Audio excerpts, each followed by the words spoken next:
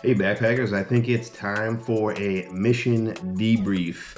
I just got back from my overnighter at the Channel Islands National Park at the Santa Cruz Island and the Scorpion Campground, and I figured that I'd do a backpacking debrief for you guys. But first, if you're new to the channel, my name is Dave, and this channel is called Off Grid. I'm into backpacking, hiking, camping, and gear. If you like those things too, do me a favor and look at that subscribe button down below, and think about giving me a thumbs up and clicking that bell notification. That way I can send you a video every single time it is released. So today, I just got back from my overnighter, so I figured while it's still fresh up in the old dome that I'd give you guys a quick rundown, or a debrief as I'm calling it, of some of the things that went well and some of the things that didn't go so well. I'm not sure if I'm going to do this for every single one of my trips, but particularly here, since I'm still newer into the backpacking game, there's a lot of stuff that I'm still kind of figuring out. And until I really dial in my overall kit and setup, there's a lot of different things that I'm kind of like jotting down note-wise as I go through the motions here. So I have a list here today of different things. It's mostly going to be about the gear and the trip and how that went. And some of the things I might have mentioned briefly in the trip video, which was probably either last week or maybe a couple weeks ago. So if you haven't checked that out, go check that out. And I'm also not going to get super specific on all of the gear that I've used.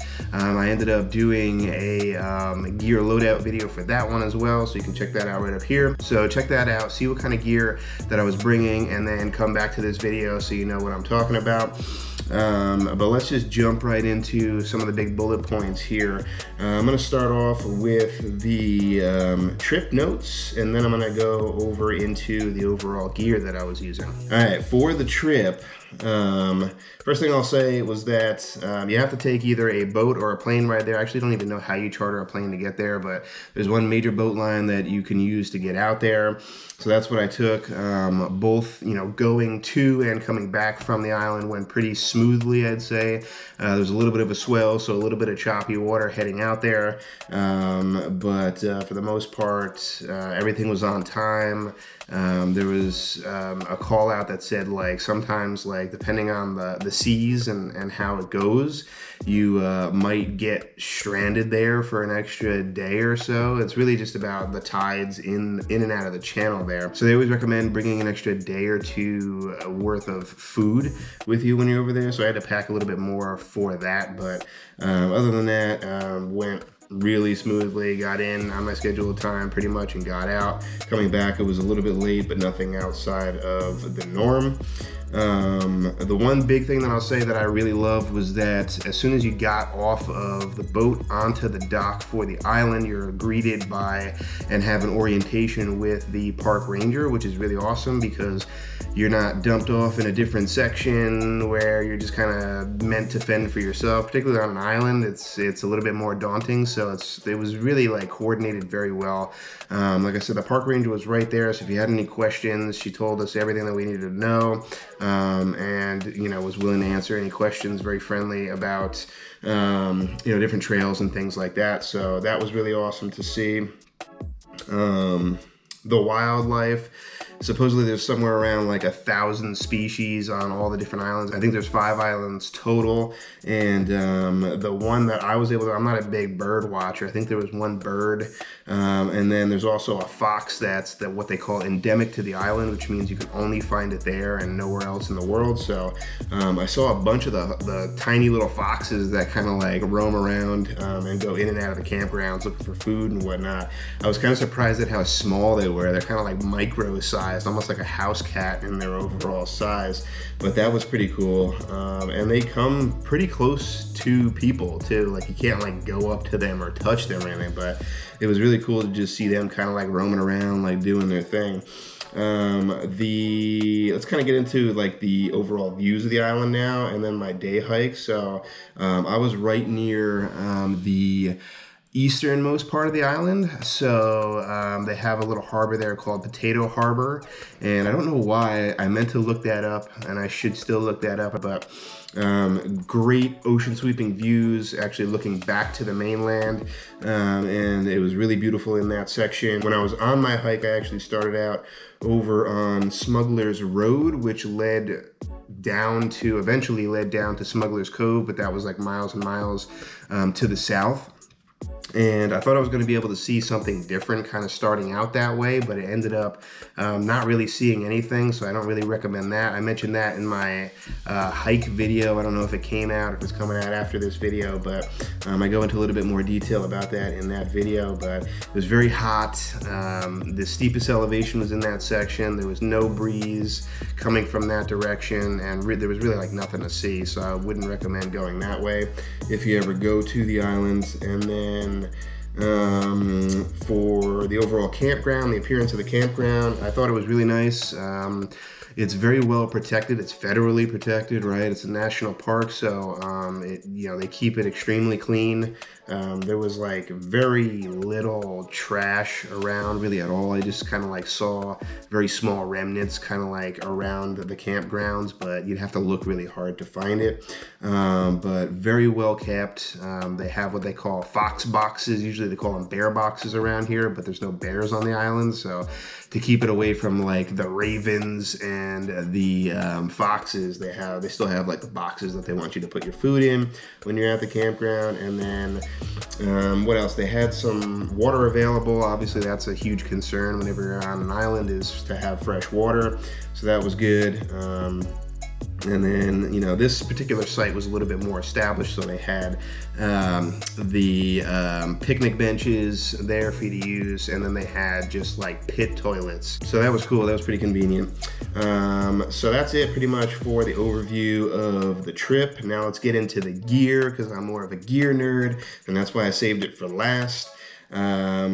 So some of the gear that I use. So the first one that I'm going to call out here is my bug head net. I love that thing. It was in my trip video, probably on camera. It's definitely going to make it in. Had to use it. Gnats around here are a problem, can definitely be a problem at different times throughout the day. So that definitely helped out big time.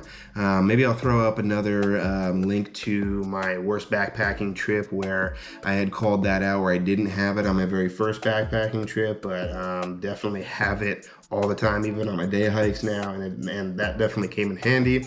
So that was a winner, but I think, and I still haven't used it yet, I got an unopened bottle right over here of Permethrin that might have even helped even more, because there was a couple of different types. It was kind of like gnats and then flies, so it was kind of a couple of different things there that was going on, and that might have really helped out. And not only on my clothes, but I could have doused my tent with it as well.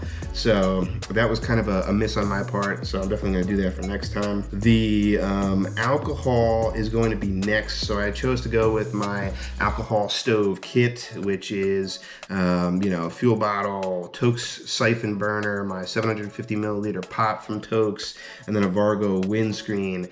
And the last night when I was there, I tried to use it. I had kind of like mildly windy conditions, and the performance was absolutely horrible, guys. I was sitting there like with my like gloved hands, kind of like trying to shield it from the wind, and it wasn't really doing much. So it ended up taking me about 1.75 ounces, so 1.75 ounces of alcohol, and about 15 minutes to bring 1 2/3 cups of water to a boil under those conditions. So that's pretty horrible. I also did another video on my alcohol stove versus gas canister stove with my time trials, and I think I ended up getting 2 cups worth. Here it was 1 2/3 cup, but 2 cups worth of water to boil with 3/4 of an ounce of alcohol safely, I would say. So, you know, the fact that I needed an extra ounce and probably, I think it was close to double or over double the time to boil that water, or I should say less water, was absolutely ridiculous. So I'm definitely on the hunt for a new system right now because I burned through way too much alcohol. And I'm thinking too, because I went out there with a 4-ounce bottle. Thank God it was only an overnighter because I used way too much alcohol, almost like half of that bottle for just one meal. So if I had stayed there even longer, it would have probably have been a little bit more worrisome. But the next morning I was having some tea and there was no wind whatsoever, and it performed much like my home trials did. So it performed a lot better with no wind, but in windy conditions, that setup didn't really work that well. The next piece of gear I'm going to talk about is going to be my REI Flash backpack. And I have the REI Flash 55 pack, and I gotta say now, I've taken on a couple trips, and each time it has been uncomfortable. I'm not sure if the bag fits me 100% the way it needs to be fit, but this time I was having some shoulder pain. I was trying to use the load lifters and, you know, maneuver the back portion a little bit too on the side. I got the lifters on the sides too, and it was just kind of cutting into my shoulders. And this was after I had already made camp and then took a much lighter backpack with just kind of like my day hike stuff along with me on a day hike, and it was still kind of cutting into me. On the first trip that I took it on, the lumbar support in the back panels of the lower back was really cutting into my back.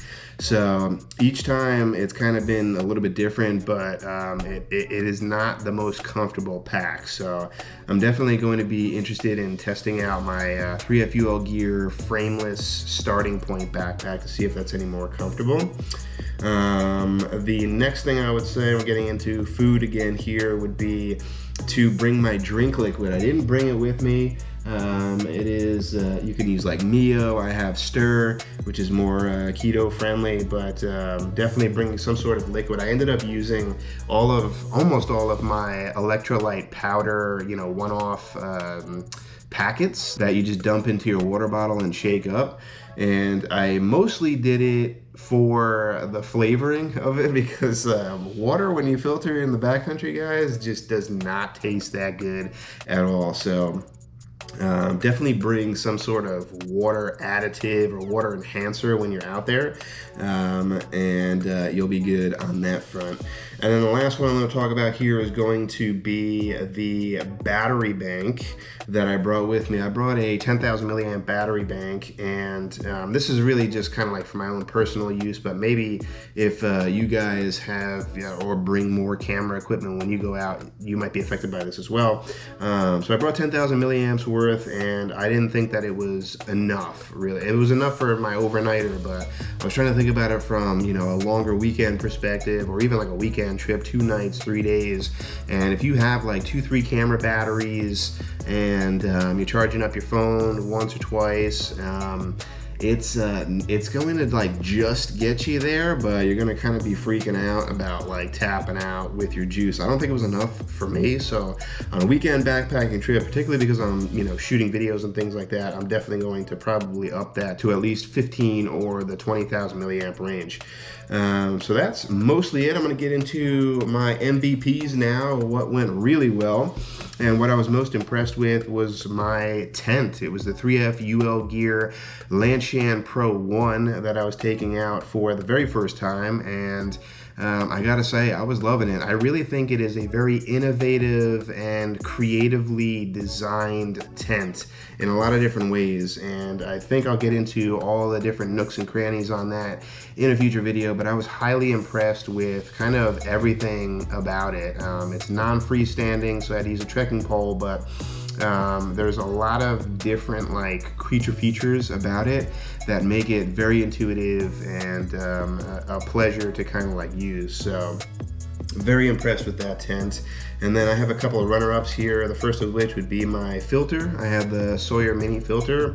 tried and true, always works. I was filtering a bunch because it was hot on my day hike, and I was just chugging down liters of water, so that was working out really good for me.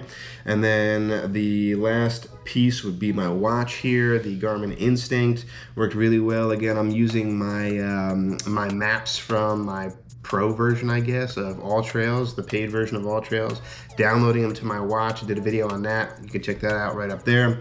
And it is amazing, guys. I love it. There's nothing like having turn-by-turn offline directions when you're in the backcountry. I mean, it literally tells you, in how many feet which turn you should take at the fork. So that was like incredible. It gave me an amazing peace of mind when I was out there, and I could have gotten lost at many different junctions when I was over there, and having this was sort of a lifesaver in a lot of different ways. I mean, it just made me feel really comfortable when I was hot and sweaty and having that type 2 fun. So it was just really awesome. I really loved it. But that's going to do it for my camping debrief here. If you want to check out another camping video that I have out on my channel, I'll post it right over here for my Silverwood Lake camping trip. Thanks so much for watching this week, guys. Really appreciate you. And remember, if you're headed off grid, make sure you do your research and you make it a safe one. I'll catch you next week.